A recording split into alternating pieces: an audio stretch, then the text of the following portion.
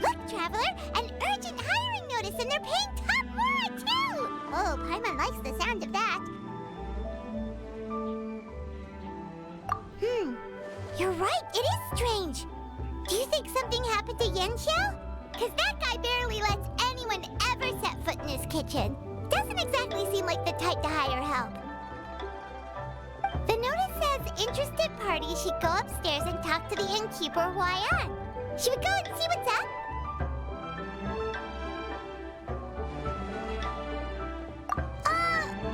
Well, that. And to check up on Yanxiao, of course.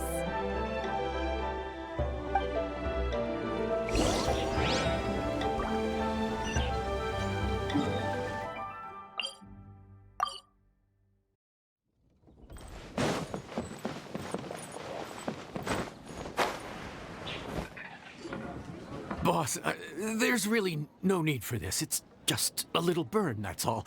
It won't get in the way of my work. Perhaps not, but continuing to work will only hinder your recovery. You need to rest for a few days. We'll figure something out. Huayan! Yanxiao! Oh? Traveler and Paimon! What brings you to this neck of the woods? And we decided to come check up on Yanxiao. I knew we shouldn't have posted that notice. It's really nothing to worry about. I'm fine. I swear. How kind of you. My thanks to you both. And thanks on Yanxiao's behalf, too. There's nothing to be embarrassed about, Yanxiao. Just tell them what happened. Oh, all right. Well, basically, we had a lot of guests pouring in for the lantern ride. Things got busy, I started rushing, and I ended up accidentally burning my hand while plating a dish. Well, you know what they say. Play with fire long enough and you're bound to get burned. Even the best chefs slip up sometimes. Anyway, it's nothing, just a tiny burn. I can still... Now. I don't want you pushing yourself. You'll only make it worse. And then you'll be looking at more than just a couple of days off to recover. But the lantern ride's only just finished. And we're still getting tons of guests. Now's not a good time for me to rest. Plus, lots of the guests are visiting from other nations. We can't just bring in some random chef off the street. We have a reputation to uphold. I refuse to let someone else ruin the good name we've made for ourselves here. Listen to you. Anyone would think that you're the boss and not me. But he's not wrong. Yanxiao was one of the favorites in the Masterful Chefs tournament. No matter how you look at it, his are big boots to fill. I don't mean to boast, but any chef of my caliber probably has their own restaurant to look after. It's not going to be easy to find someone who's got the skills and has the time to help us out. Looks like we might have to increase the pay we're offering even further. Do we know anyone that's a good chef and has the time to help out? Oh, of course, you! Oh, right. Yes. Now I think about it, I do recall hearing good things about your cooking ability. I suppose I'd added you to my mental list of people who can hold their own in a combat situation, but forgot you can cook. Why are you even keeping a mental list of people who can fight? Maybe a story for another time. More importantly, I'm sure Yan Xiao would be comfortable leaving his kitchen in your hands, if anyone's. What do you think, Yan Xiao?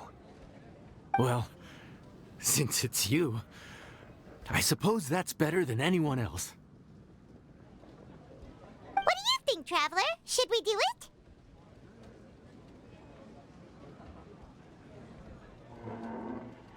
I should warn you that cooking for customers is quite a different ballgame from cooking for yourself, so I'll stick around the kitchen over the next few days to help smooth things over.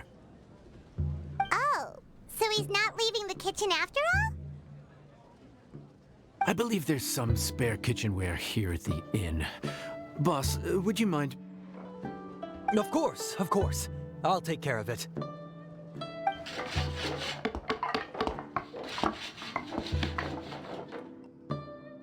Whew. All done. Come, take a look. This was made with your measurements in mind. Ah, it's nothing. A little handicraft and elbow grease goes a long way. All right, Yan Xiao. I'll leave you to take it from here. You really went to all the trouble of building a new stovetop? What was wrong with the original? Boy, you really hate when people touch your stuff, huh? No, it's nothing like that. As Boss always says, hire who you trust and trust who you hire. I just thought the original setup might be a little, tall for you.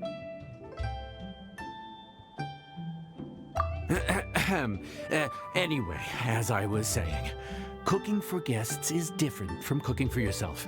Not only do you have to execute on taste, aroma, and appearance, but you also need to ensure speed, precision, and consistency. Having the right equipment is a big part of that. Ill-suited equipment doesn't just make the job more tiring, it also slows you down. And paying customers don't have unlimited patience. Sometimes cooking is all about being well prepared. That's how you ensure speed. Okay, and what about precision and consistency? Precision all comes down to using your eyes. Where to slice into a particular cut of meat, how much oil to use, how to tell when a dish is done cooking. When you cook for yourself, you can always add salt if it's too bland or add water if it's too salty. You can tweak the taste as you go, but in a restaurant, there's not that much room for trial and error. Worst case scenario, Paimon can deal with any subpar dishes by making sure they get properly disposed of. The final thing you have to focus on is consistency. You have to be able to handle the most challenging orders with the same level of technique and skill as the easiest ones. This is particularly important when you have guests from all over, each with their own tastes and preferences. You have to cater to their own dietary needs while also giving them the opportunity to enjoy our local delicacies. This last point is making Paimon's head spin. Don't worry. Matter of fact, someone as well-traveled as you may even have a better handle on it than me once you get started. And of course, I'll be around to help you over the next few days. I don't think we'll have any trouble making all our guests feel right at home.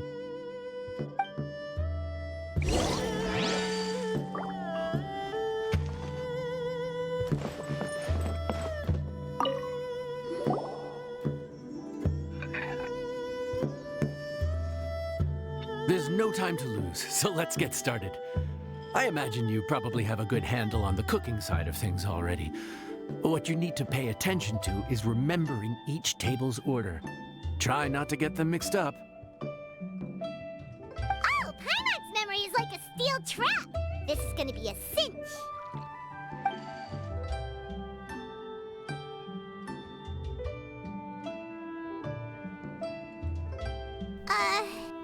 Which ticket are we on again? Table 1 was onions, but no chilies. Table 2 was chilies, but no onions. And table 3 was, table 3 was chilies, but hold the chilies? Was Paimon just sleep floating?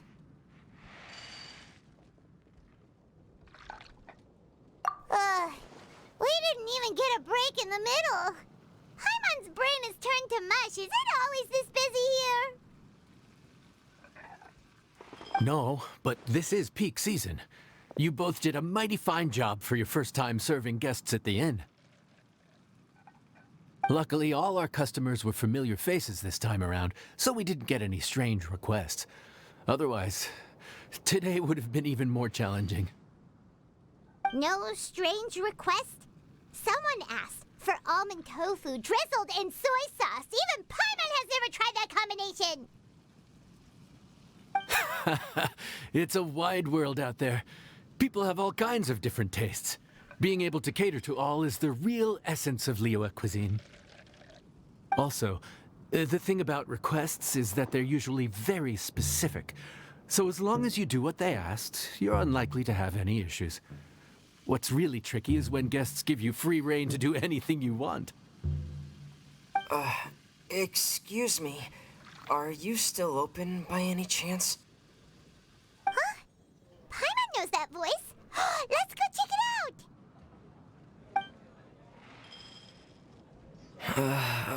What should we do? It doesn't look like anyone's here. If only we'd gotten here a bit sooner. It's all right. If we start building a campfire now, we'll be eating before too long. Right. Besides, if anyone's to blame, it's Linny. So busy being a greedy culture vulture that he lost track of time. Linny, Lynette, Femine, it is you! Paimon? So, is the Traveler here?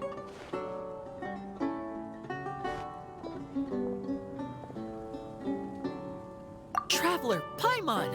What a nice surprise!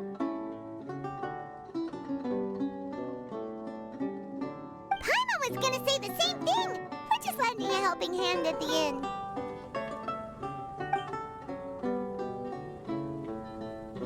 Anyway, so that's how we ended up here. But what about you guys? Don't tell us. Father sent you on another mission? No, quite the opposite, actually. We're in Liyue on vacation, and while we're here, I thought a cultural tour might be in order. Father said we deserve some rest after everything that happened recently.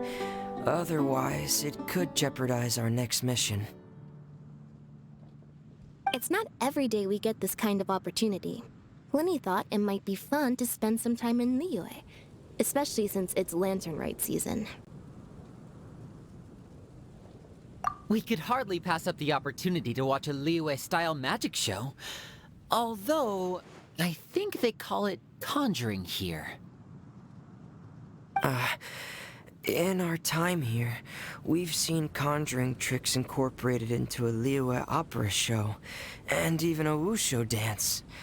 It was amazing. So, we decided to stay here for a few more days to see what other forms of inspiration this land might have in store for us. We visited Granny Roshin in Chingsa village not long ago, and today we continued our cultural tour in the area around here. In the end, though, we lost track of time. We haven't even eaten anything yet.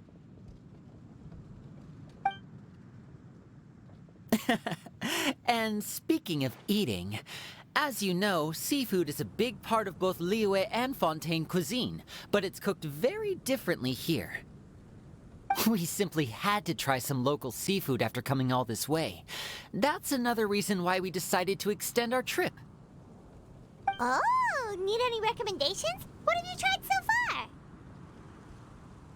That fish one with the misleading name. Sounds bland, but it's drowning in hot chilies. Oh, you mean blackback perch soup? You're right, the name doesn't give much away.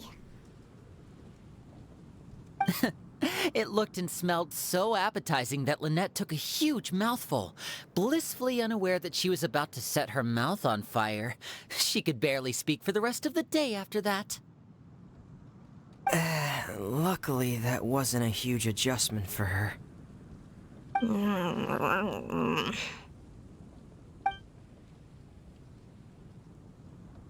What? Aren't you guys hungry too? Yes, a little. Yes, I'm ready to eat. Traveler, I'm afraid we'll have to send you back to the kitchen now.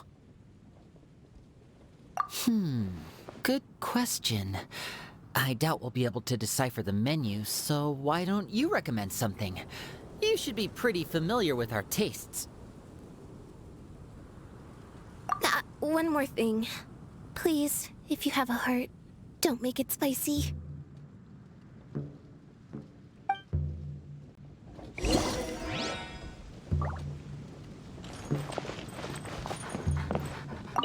I thought the blackback perch stew was actually pretty tasty. And now that you know it's spicy, you won't be caught off guard, right? Why don't we give it another chance?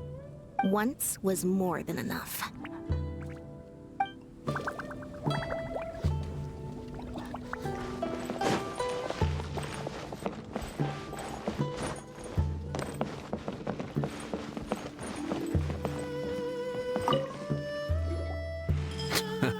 Fontaine, huh? No wonder they can't handle too much spice. Still, if we make the food too bland, they might as well be eating back home. There's this crab and shrimp stir-fry I know that could work. It's quite heavily seasoned, but it's a lot milder than it looks. It has a light but really satisfying flavor. Ooh, that sounds perfect! What's it called? Well, this is where it gets interesting. They call it the Palace Jewels. The crab roe is supposed to look like pearls of gold, and the shrimp meat like chunks of jade. Here's the recipe. When you're ready, go ahead and give it a try.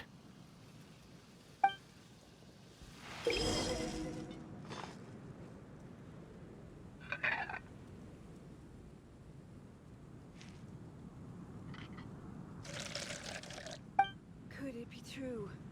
What I've heard.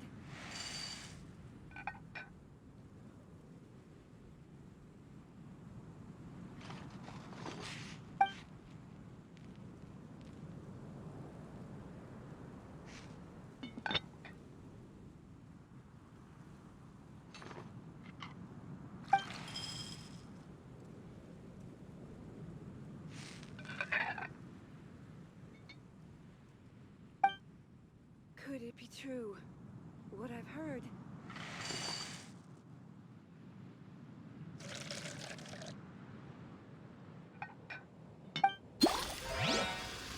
If we've got nothing else to do, why don't I tell you a story?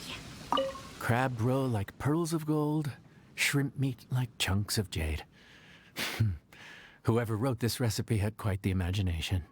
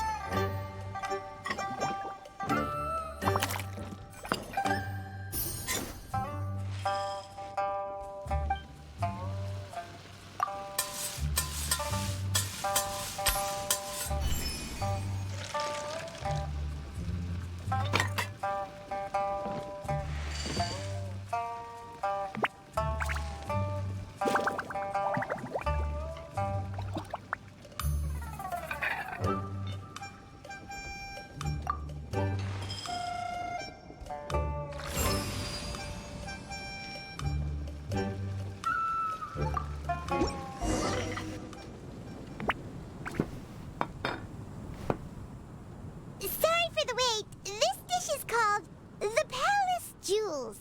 Enjoy.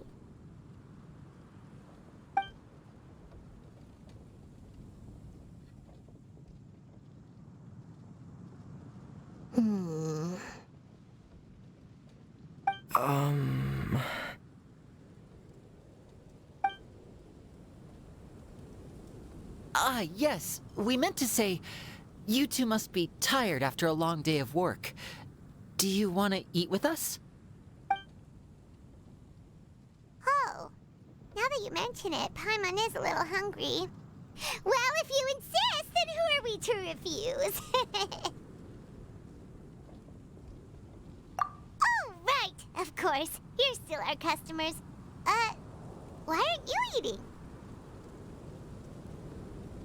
The sauce looks a little overpowering.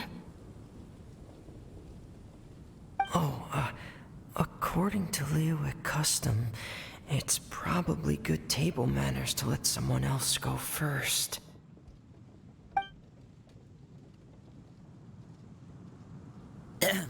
Looks delicious, traveler. I guess I'll dig in first. Here goes. What is it? Do you need some water? No. It's delicious. The flavor is so pure. It's drenched in sauce, but somehow it just enhances the natural flavor of the seafood. Try it for yourselves. All right.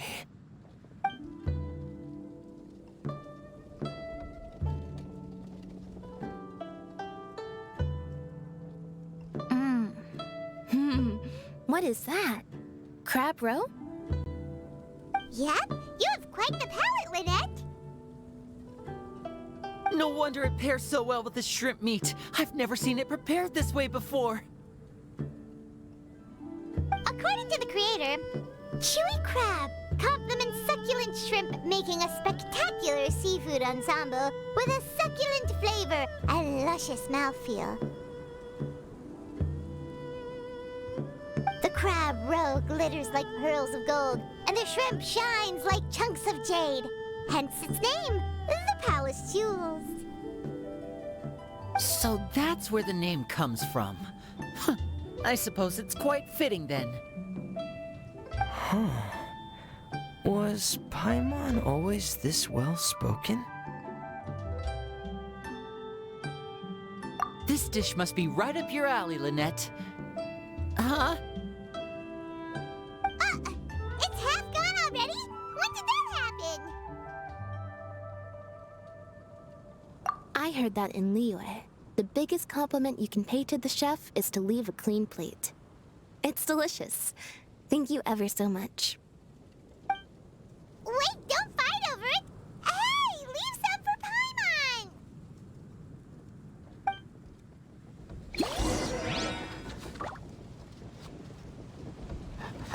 I think I'm finally getting the hang of chopsticks. Yeah. Well, Linny and Lynette picked it up in no time, but they're naturally dexterous. Unlike me. It's taken me a lot longer, but I'm slowly getting there. Oh, speaking of chopsticks, in one of the shows we've seen here, someone performed a conjuring trick using a bowl and chopsticks. So, if I want to be a good magician's assistant, I need to keep practicing.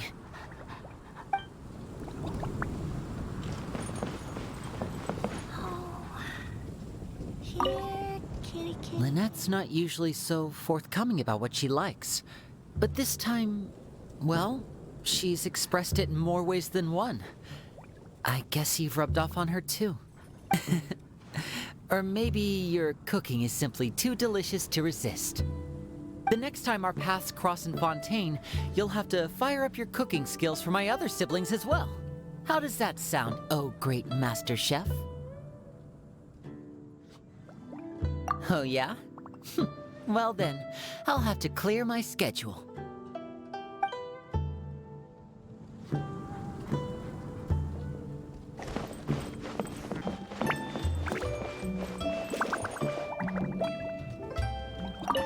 Calorie surplus detected. Digestion mode engaged. Yeah. Well, Linny and I are usually careful about what we eat because we have to stay in performance shape. That, plus it's generally bad manners to overindulge at the dinner table. But once in a while, it's nice to treat yourself in the company of family. Besides, if I'd waited until my brothers were finished trying to out-polite each other, the food would have gone cold.